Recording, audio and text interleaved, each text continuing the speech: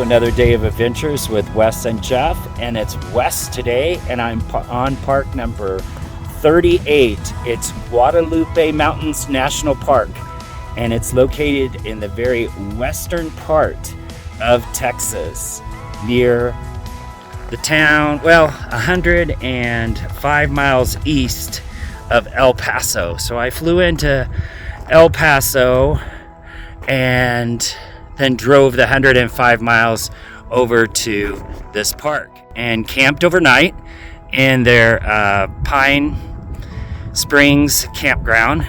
It's $20. It wasn't bad. I stayed in the car. It was good. But this park is located on the border of New Mexico and Texas, and it's 86,416 acres. It's a mountainous region named after the Guadalupe Mountains here.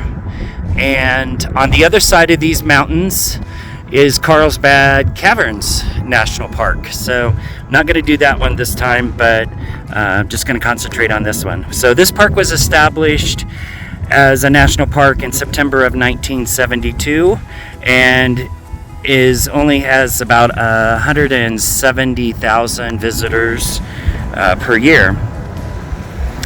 The people that visit this park, they come here to hike these mountains, and to the hike to the highest point, which is back in that little canyon there, and it's called Guadalupe Peak, and it is at an elevation of, surprisingly here for Texas, 8,751 feet. But this area is it was built from a marine fossil reef that was formed under tropical waters more than 260 million years ago. So the mountains extend from the Chihuahuan Desert floor to the craggy summits, including the Guadalupe Peak that I talked to you about before. And the exposed reefs help paint a picture of this area's past. I'm at the campground. I spent the night here, so I got an early start, and I'm gonna do the very first trail I'm gonna do with you guys is the Devil's Hall Trail. It's 4.2 miles. It's an elevation gain, and you have to do a scramble up some boulders that have come down the hill. But once you get to the destination, it's called Devil's Hall, and it's a narrow opening in the canyon there where there's a wall of, they call it Devil's Hall. So it's a narrow opening. So it's going to be pretty cool. I just wanted to show you the trailhead information. So yeah, it's that middle one right there that I'm going to do.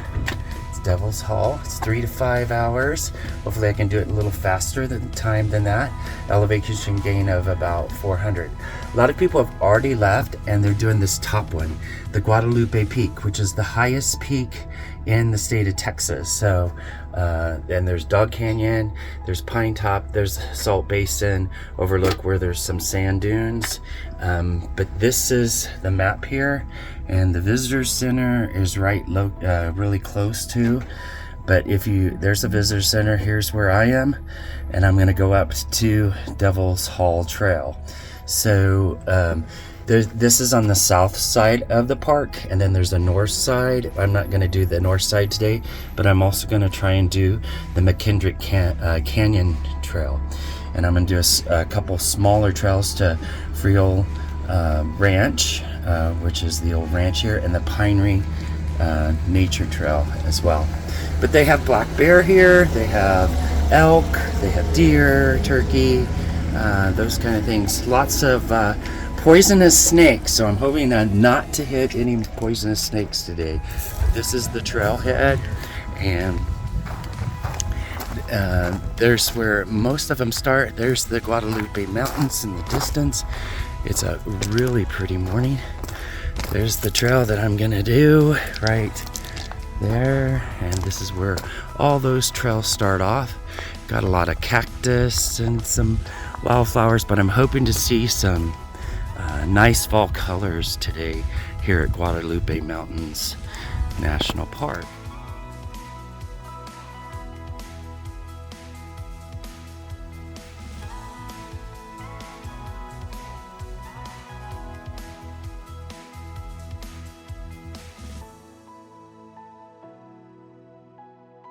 I'm hiking the Devil's Hall Trail, and you immediately start rising above the parking lot and the visitor center down there, and it's going to be 400 feet elevation. So it starts off with a lot of staircases and a lot of desert plants, the yucca, and a lot of different other ones. Very colorful, very interesting. Lots of staircases that they've put here on the trail. And there's the Guadalupe Mountains. Pretty cool. Gonna be a fun hike. This is one I still wanted to start off with, starting at 8 o'clock in the morning. A lot of other people had already started up on the trail because a lot of them are going up to the top Guadalupe Peak. It's around this bend, so they're already well on the trail. Hoping to hit a couple, some spots where there's some color, some fall colors, and just into the Devil's Hall Trail, I caught a little bit of color, so I'm happy.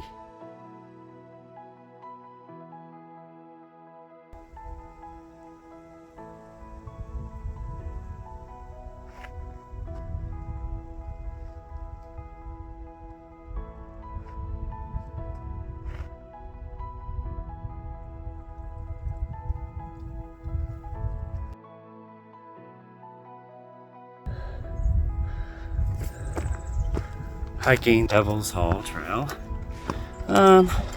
It does go up 400 feet, so there's some elevation, but it's not bad.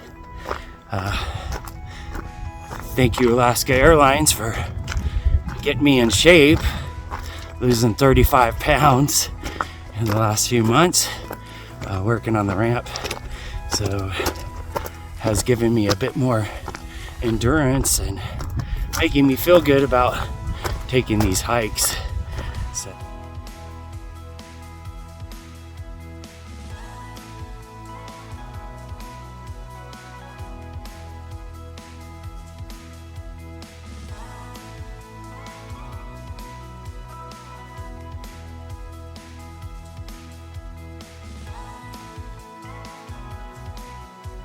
here comes the fun part on the Devil's Wash Trail. You got to go up Devil's Hall Trail. You got to go up this wash, and you got to scramble up the rocks. So that's going to be fun. On the Devil's Hall Trail, I'm going up this wash. All of these huge boulders that are along here, all the way up to the top, have been moved by water, so they get some good rushes of water in the hike months through this area. So it's this is the trail, believe it or not. It's gonna be a challenge, but it's kind of fun to get up there. It's almost like a puzzle, trying to figure out how to get around these huge boulders that are on the trail here at Devil's Hall Trail at Guadalupe Mountains National Park.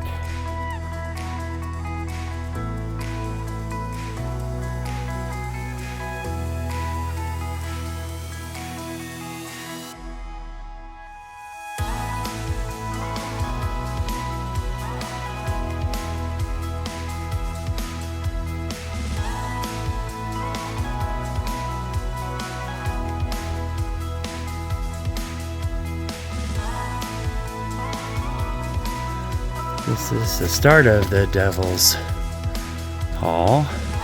See how these rocks are right here along the trail? These rocks are all stacked and nice. It looks like somebody stacked them this way, but Mother Nature did that, and that's pretty cool. That I'm gonna see a whole giant wall of this same kind of stuff up the trail, once I navigate all these boulders that have been washed down the wash.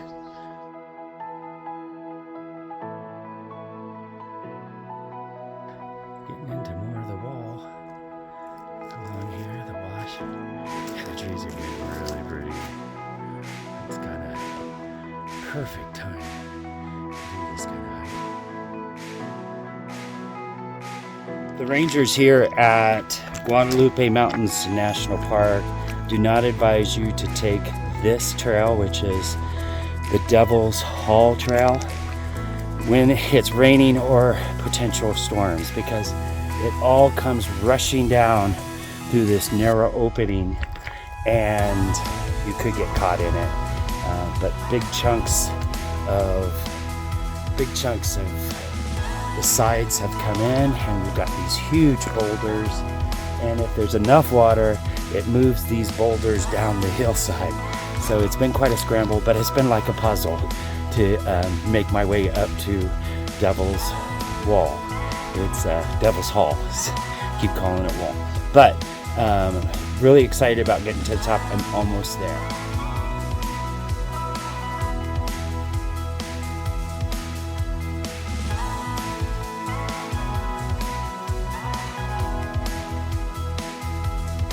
Made it up to the entrance of Devil's Hall, and it's cool the way these rocks are stacked up and the peaks above it.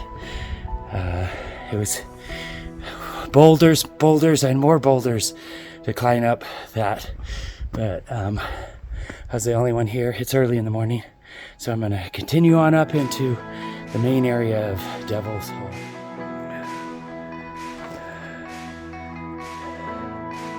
Kind of a staircase, gotta climb up to, and there's the narrow section I'm gonna go into. Cool, the Devil's Hall.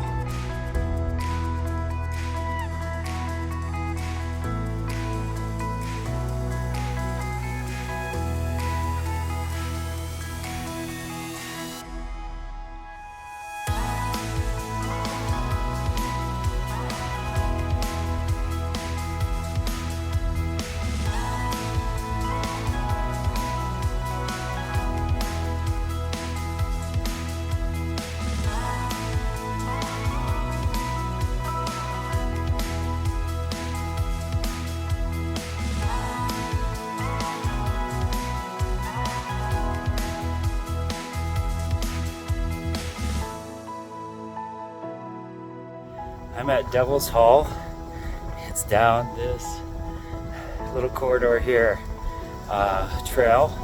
It's getting kind of windy through the little canyon here, but you have to navigate all these boulders, but it's totally worth it when you get to the bottom. I'm gonna flip the camera around so you can see. There's some of the trail. And go back in here. It's gonna get windy. Bear with me on my voice, because it does just funnel right through this little hall, these two walls that this has been formed by the waters over time. Oh, it's echoing. That's cool. But that's the opening, and this is Devil's Hall. Such a cool hike. If you do one in Guadalupe Mountains National Park, try and make this your one. It's only 4.2 miles round trip, so it's not wheelchair accessible, obviously, but it is really amazing to be in this place. I'm here by myself. I have a group of ladies behind me, about 8 of them, and a hiking group from Fort Worth, Texas. And so they're doing the hike, but I got in front of them and I wanted to enjoy this serenity in Devil's Hall by myself. So really a cool hike.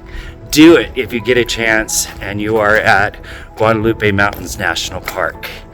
You will not be disappointed. Hopefully there's no rain. Do not do it when there's a rainstorm, the rain and the waters rush through here. So this is a drier time of year. This is October the 26th, 2022. But it's a good time. It's not too hot, not too cold. Started this hike early in the morning, so it's really, really cool. Love it. Get out there and see those wonderful parks that we have in the United States. They're quite a treasure.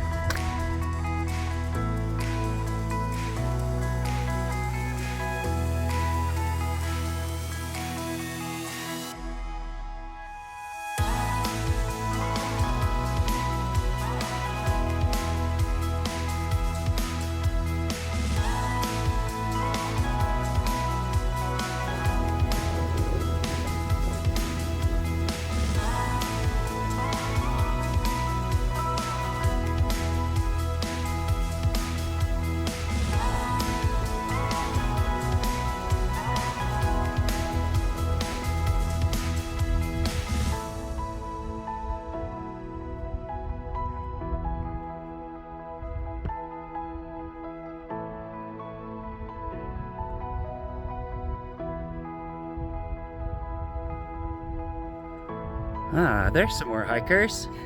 Hi there. How you doing? We made it. You have almost made it. Yes. Just when you think that you're there, you're not there yet.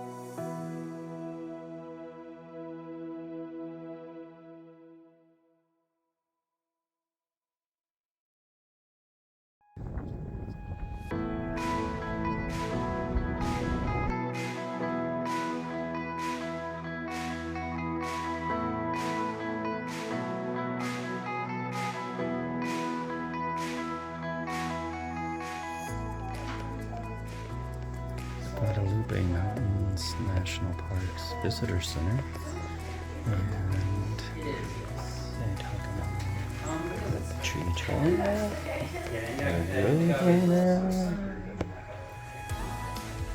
Tarantula. All kinds of reptiles. There's a tarantula. Prickly pear. A hare. A coyote. That looks like a badger. And even a prairie dog in this area. Pretty interesting.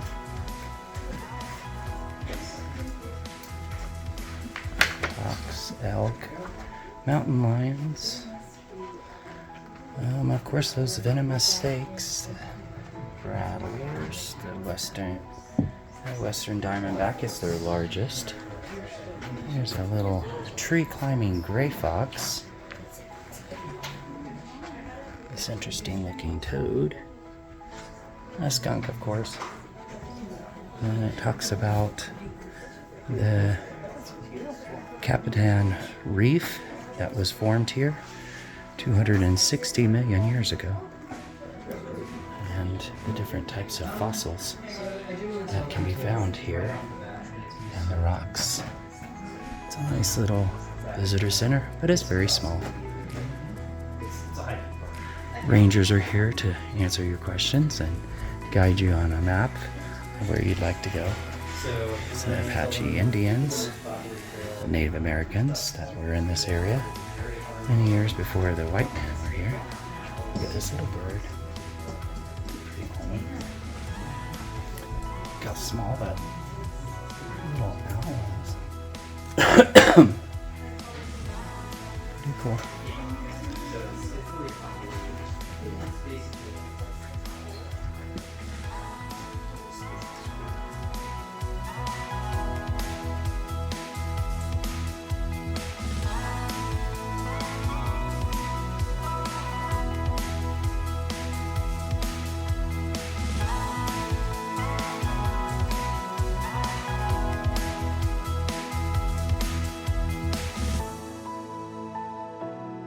Here at the Visitor Center at Guadalupe Mountains National Park, there's a little trail that's called the Pinery Trail, the Pinery Station, the old Butterfield stagecoach line, and it's only 0.67 of a mile. Quick, but they got yucca and they got different types of plants and they identify them.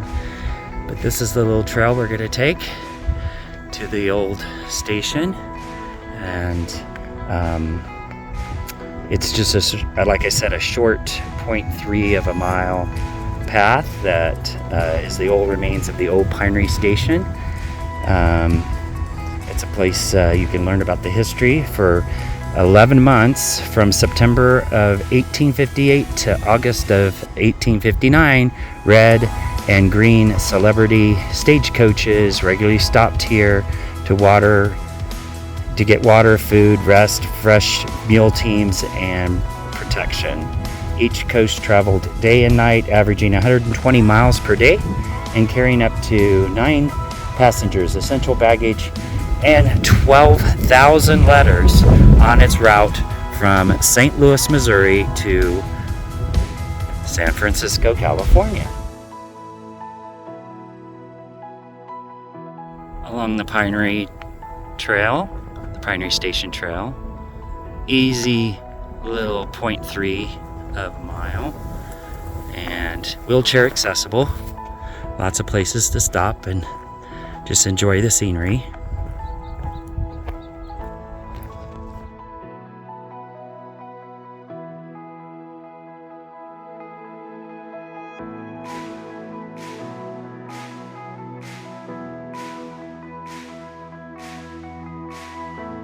So located right here at Guadalupe Mountains National Park is the ruins of the Pinery, or the Pine Spring Stage Stand, which was built in 1858 as a station on the Butterfield Overland Mail Route from St. Louis to San Francisco, but it was abandoned only 11 months later because when the line was shifted to the south of here to the Davis Mountain route. So it was short-lived, but it served its purpose for 11 months or so. So the ruins are here at the national park.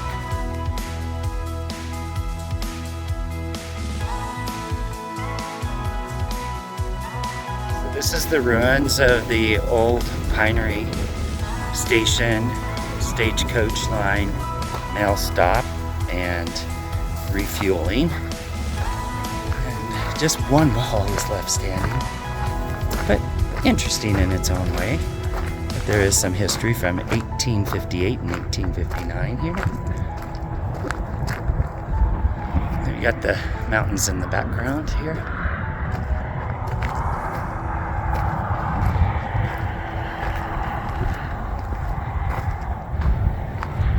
Easy little hike, not far from the visitor center or the main road, which is 62. You can see trucks, cars going along there.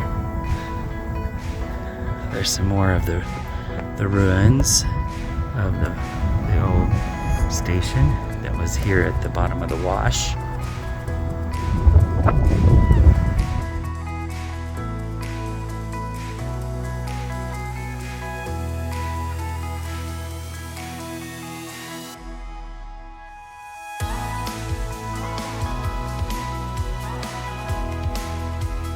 The old Pinery Station stagecoach ruins here at Guadalupe Mountains National Park.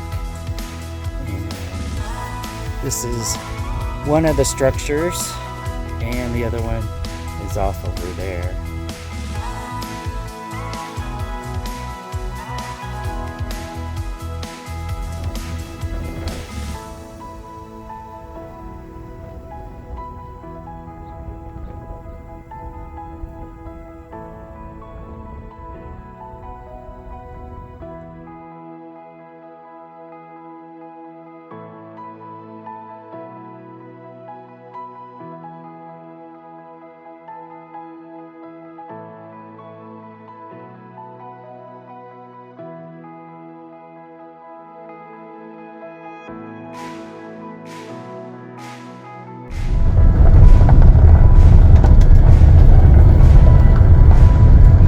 Up to the Frijole Ranch. You can drive within 1 mile of the actual ranch. It was the original development homestead of the original ranch, and the first home other than Native American Apache that lived in this area.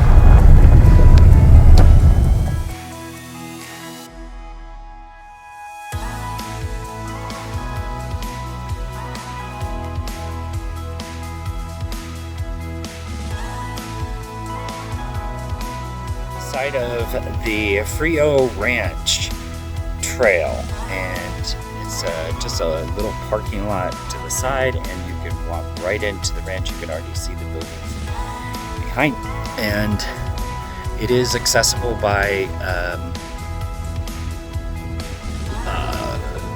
people with disabilities. But here's the mountains off in the distance, and they've got a couple of trailheads here. The Manzanita Springs Trail, which is also accessible by wheelchairs, and the Smith Trailhead, as well as the Frijole Ranch History Museum, which is what we're going to do today.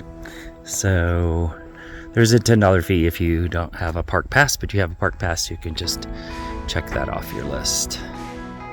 So we're gonna take a walk down to the Frijole Ranch.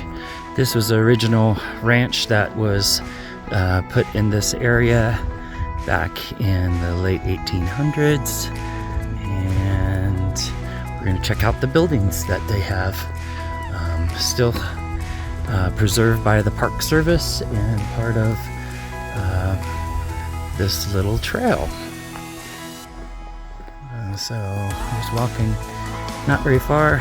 They have to, of course, build this up because the water rushes through here certain times a year down from those mountains and through here. They have built this right on the edge of the wash, probably because there's a water source here and they needed water in order to ranch. But this Frijole Ranch served as the regional post office, a big multi-acre ranch, as well as a community center, and it was kind of like the thriving town of the area back in the day. Right here in the Guadalupe Mountains National Park is the Frijole Ranch. It's a West Texas ranch home, and it's the most complete remnant of early farming and ranching enterprises in the Guadalupe Mountains. 2 pioneer ranchers, the Raider brothers, settled here in the 1870s with a few cattle. Their home, which consisted of the front rooms, is considered to be the oldest substantial building in the area. That's that one. I'll take you through a tour of it. And the Smith family moved here in the summer of 1906. Although keeping some livestock, they made a living primarily from truck farming and a small orchard. They used the first hydraulic ram in the area to pump water for the house and the farm use. The nearest market for their produce was Van Horn, Texas, a dusty, jolty 60-mile wagon ride away. The family would leave in the evening after covering the fruits and vegetables with the wet paper and rags to protect them from the heat, and arrive in time to meet the next morning's customers. During their 34 years here, the Smiths added the kitchen, 2 bedrooms, and upstairs, and the original farm to the original ranch house. They also built the spring house, guest house, and double bathhouse. The red building to your left was periodically used as a bunkhouse, a storage shed, a barn, and a schoolhouse for 8 local children. All these structures were built entirely of native materials over the years. This complex served as a community center for dances and other social gatherings, and a site of the Frijole post office from 1912 to 1940, named by the local folks for their abundant diet of beans. Frijole is named from the beans. So in the early 40s, Judge J.C. Hunter bought the Smiths' Frijole Ranch and many of the surrounding ranches. He renamed his purchases the Guadalupe Mountains Ranch and covered the mountain with thousands of Angora sheep and goats. Today, with its critical spring water supply, this homestead is a reminder of the intriguing chapter of history during the days of the pioneer, rancher, and settling in the West. We have a couple park rangers here explaining things to people. This is the natural spring that they found in the area, and it produces 6 gallons of fresh water per minute. Interesting. Otherwise, they couldn't sustain themselves out here.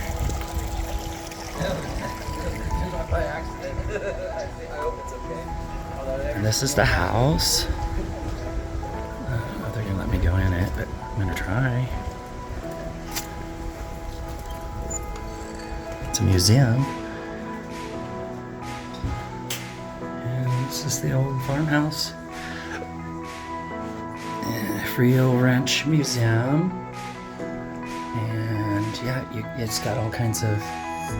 This is from the Native Americans in the area, the first peoples. They were Apache, and they lived in these hills.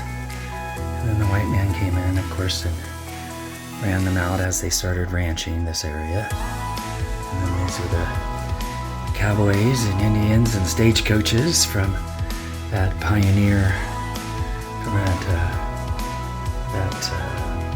stagecoach that was local. And this talks about the native reptiles and the Apache run-ins with the U.S. soldiers, and how they had to eventually get them out of here. But it's unfortunate, because this was their home a lot longer than it was the white man. But this is the stagecoach, and look at that big saddle with that big back on it. That doesn't look comfortable at all. Here's some of the... That's pretty cool. And you can walk through the house. They got it carpeted now. They didn't know what carpet was back then. This is all wood floors. And some of their plows and implements that they used. Yep, there's the ranching. Guys, branding. That was their brand. The Guadalupe Mountain Ranch. When the Spaniards came here, they taught the Apache how to utilize horses. Before that, it was in the 16th century. They came here and taught the Native Americans, the Apache, that horses were a good thing and that they could bareback ride those horses and cover a lot more ground. So then they started using those horses. But they have this as a little museum. It's amazing, it's still standing, but it's kind of cool, the different artifacts that they have here that they preserved over the years of the Frijole Ranch.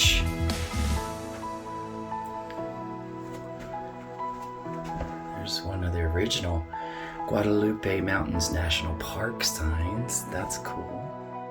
Oh, that is horse-drawn slip was used to excavate tanks for water storage. See, and there's Native American with her big basket getting water.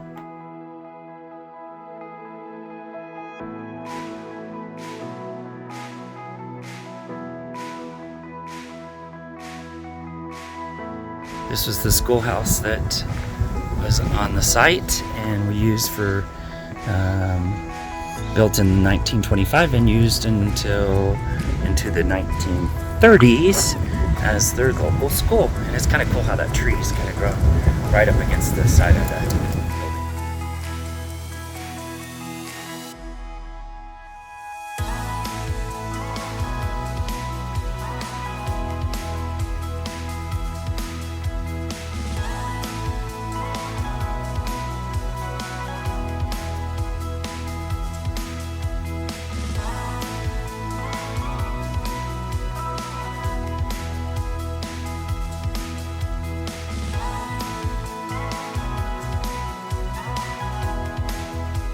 This is the Manzanita Spring Trail that I'm going to take from the Frijole Ranch.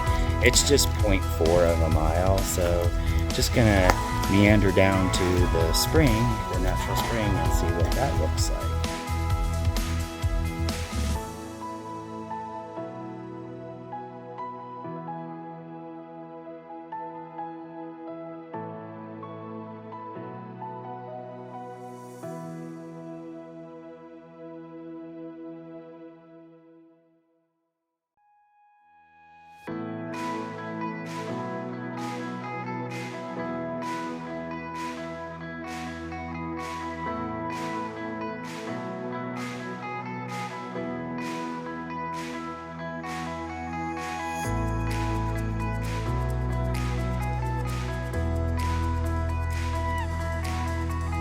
So this is the Manzanita Spring that I've hiked to, and it has all these cattails and this reed plant around it. But this is all fresh water that's just pooled here naturally in this very windy and dry climate of the Guadalupe Mountains National Park.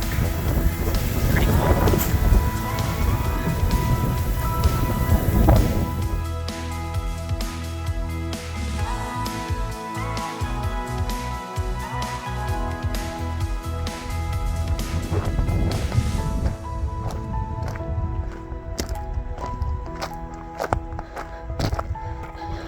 Lots of interesting hikes.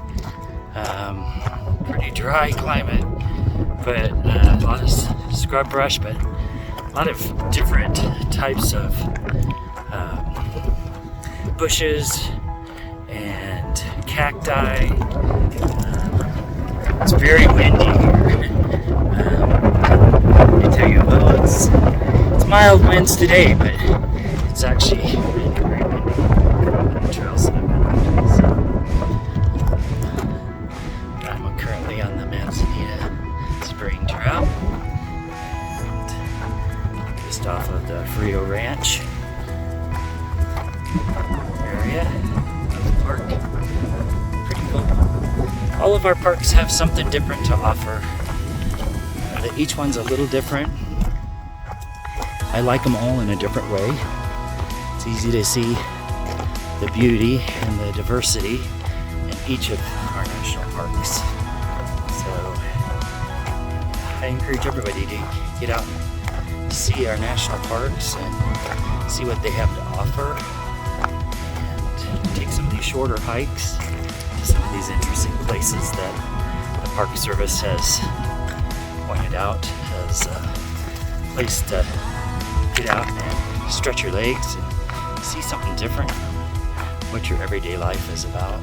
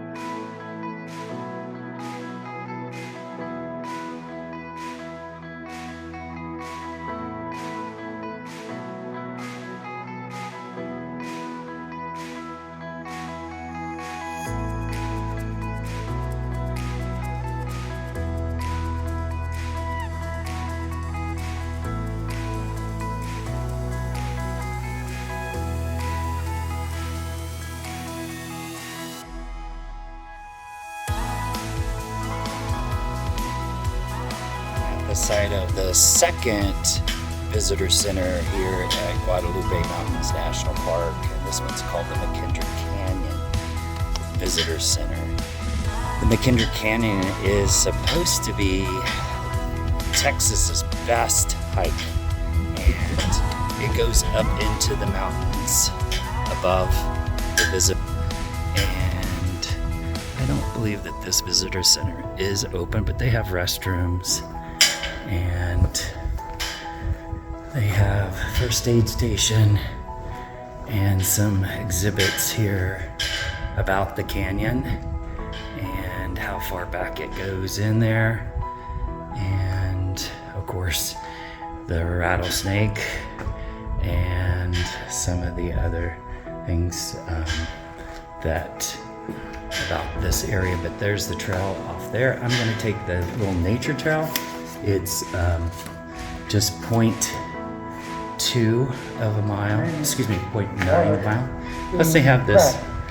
This is one on the Ides of March, 1885. a little video. It's an 8-minute video I went out about Wallace Pratt. Take a river, about 100 miles southeast from McKittrick Canyon. I was looking for oil. We came to a weekend. Judge Green said if you wouldn't mind 100 miles over.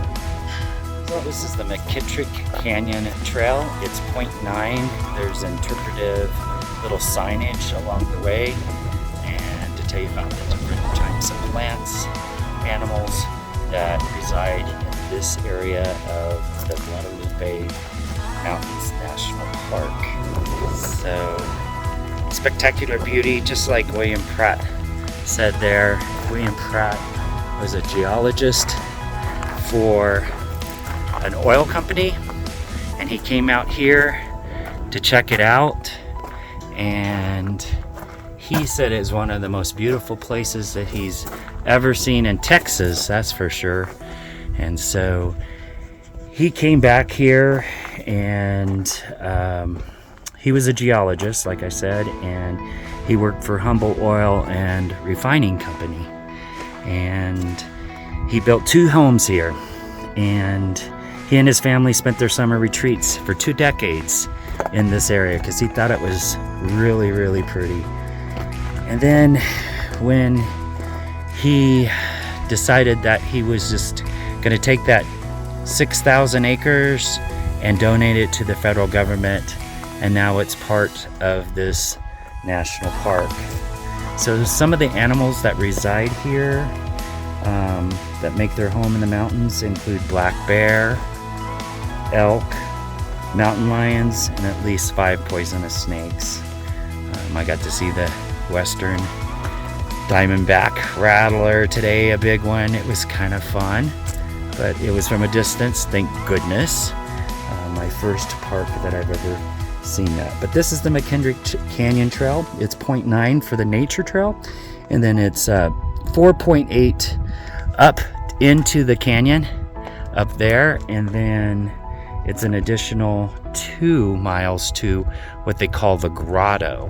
And unfortunately, I'm not going to be able to do that. I've run out a little bit of time here, but I am going to do the 0.9 nature trail and take a look at the exhibits they have here about the geology and the ecology of this area.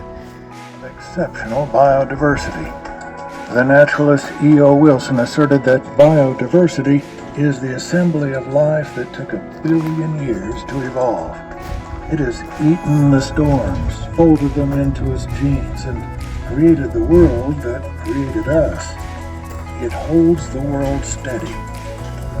Variations in the environmental characteristics within a region often result in a variation of species that inhabit that region.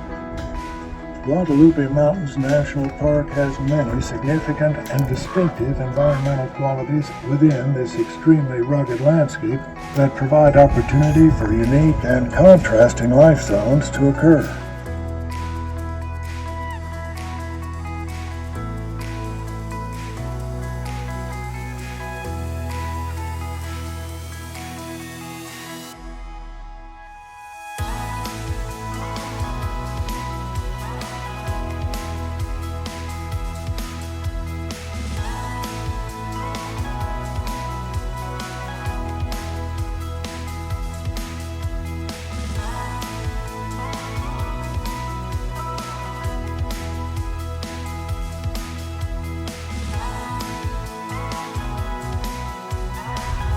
butterfly really love this plant. There's all kinds of them. Getting some nectar off of that.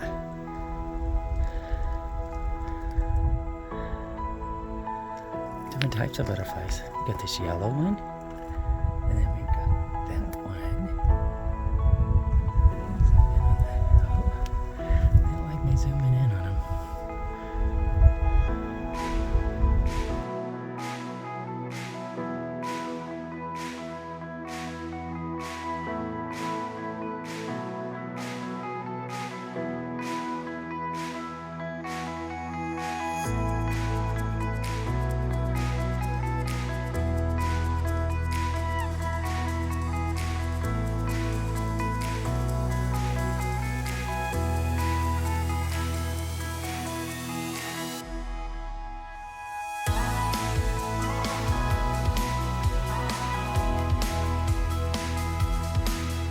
On the McKittrick Canyon Trail, all kinds of interpretive plaques that tell you all about the different types of native desert plants that are in this area. Pretty cool description of all, and it just kind of loops through and continues on. It came up this canyon along the edge. Very little water this time of year. It's October the 26th. It's still a little early for them to get any rains, but it goes up this, continues up to that, and it's going to loop back down to the parking lot. Point 9. Really cool little trail.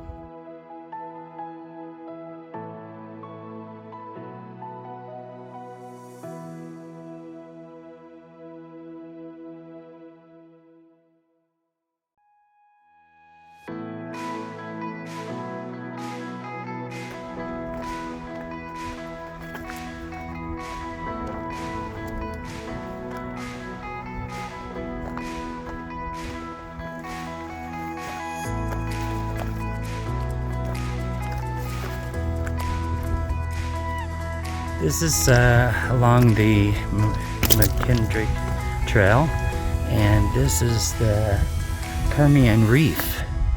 The Permian Reef was formed by the ancient sea here, and you can see the different levels that the water came up to. But it explains about it here on the trail, which is kind of cool. Life on the Permian Reef. A massive Capitan Reef grew in the Permian Ocean along the transitional area between the very shallow waters of the back reef to the northwest and much deeper waters of the oceanic embayment of the southeast. The difference in the elevation between the mountain crest across the canyon above you and the desert plains to your right approximates the water depth during the growth of the reef. It's quite a bit of different change in elevation. Pretty cool. You see back into the canyon there too.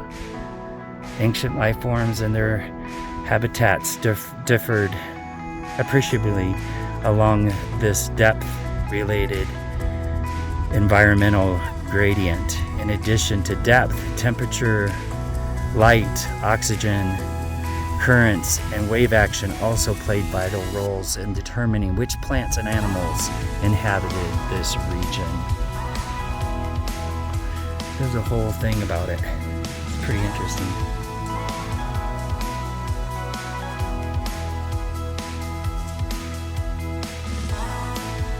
So this talks about the geology of the ancient reef, and it's talking about up there, the massive cliff at the top of the northeast wall of the McKittrick Canyon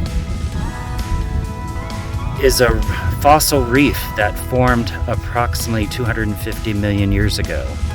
The Capitan Reef grew from the remains of billions of marine animals and plants cemented together by calcium carbonate.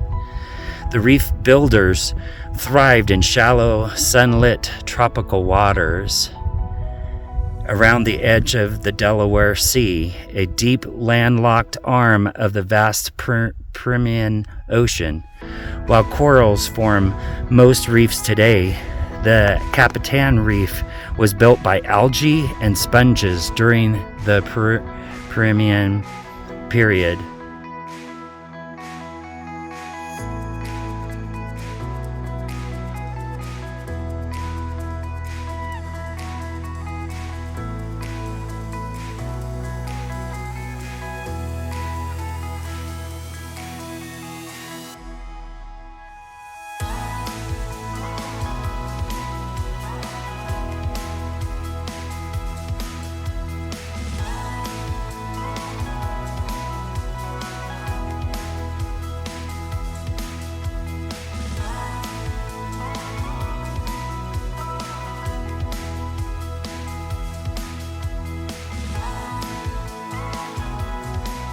McKittrick Canyon Nature Trail is only 0.9, and you can see the visitor center and the parking lot down below, but it goes up and around the ridge of the mountain, just the base of it, and then back around the other side to make it a loop trail.